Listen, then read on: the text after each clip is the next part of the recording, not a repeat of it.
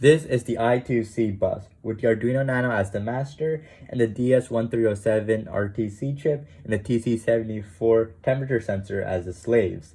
This battery is intended to act as a backup source for the RTC chip, but will not be used in this I2C, though it will be used for the final submission of this project. I2C stands for Inter-Integrated Circuit.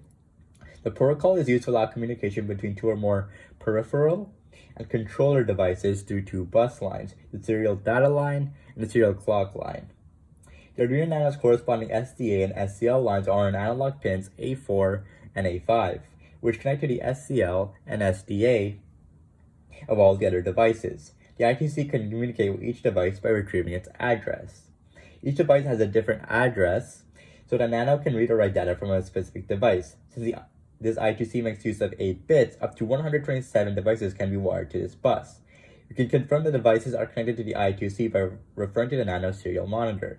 The addresses of the device are shown in the bottom right, confirming that the circuit works.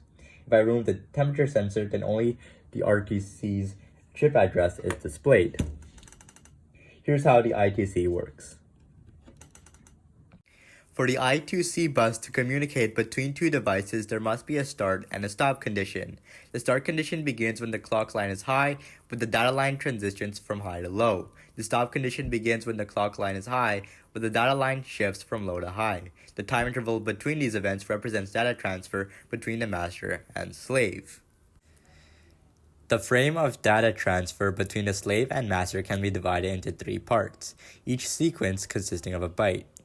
First, the slave provides 8 bits, indicating its address. Then the internal register of the slave responds with an 8-bit output also representing its address.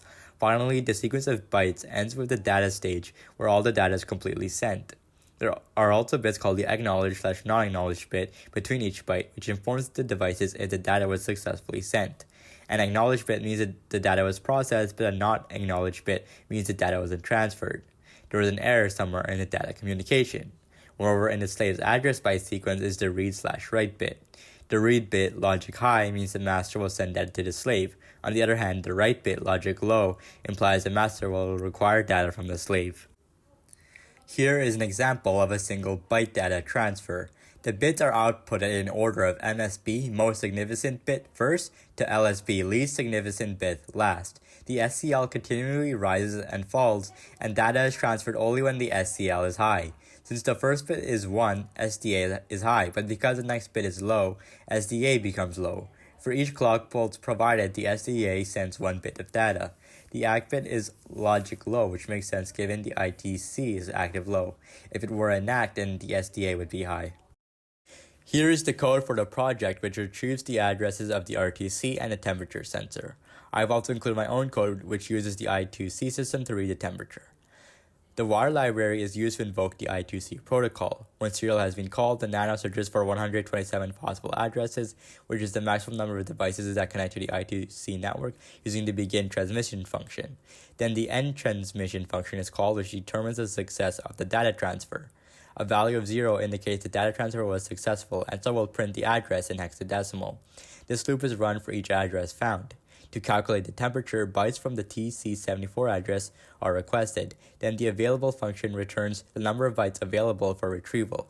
The temperature from the sensor is then found by the read function, which reads the bytes that were received. Finally, the temperature is printed in both Celsius and in Fahrenheit. The last line prints how many devices are connected to the I2C bus. Here is the code in full action, which calculates the temperature in both Celsius and Fahrenheit. Since one of the addresses outputted is 0x68, we can use the I2C website, which contains all the I2C addresses, to find the device associated with this address. We can see that the second device, the DS1307 real-time clock chip, contains this address, which is the chip used in this project.